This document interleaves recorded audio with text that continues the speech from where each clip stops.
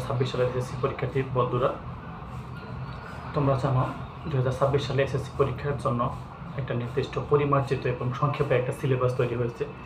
তো আজকে আমরা জীববিজ্ঞানের সিলেবাস নিয়ে আলোচনা করব। 2026 সালের এসএসসি পরীক্ষার্থীর যারা আছো তাদের যে জীববিজ্ঞান যে বিষয়টা বা সাবজেক্টটা রয়েছে সেই বিষয়ের যে সিলেবাসটা রয়েছে সেগুলো নিয়ে আমরা আলোচনা করব।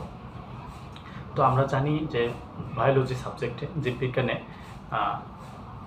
14টা চ্যাপ্টার আছে, অধ্যায় আছে। 14টা চ্যাপ্টার থেকে এখানে বোর্ড কর্তৃপক্ষ এখানে আমাদেরকে কয়টা 7টা চ্যাপ্টার আমাদের জন্য নির্দিষ্ট করেছে।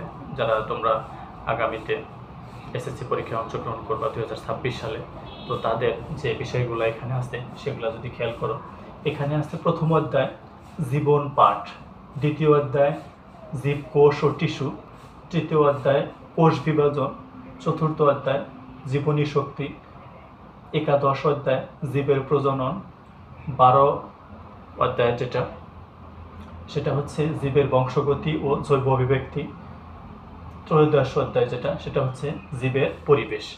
এই কয়টা বিষয় আমাদের জন্য ফিক্সড বা নির্দিষ্ট করা হয়েছে।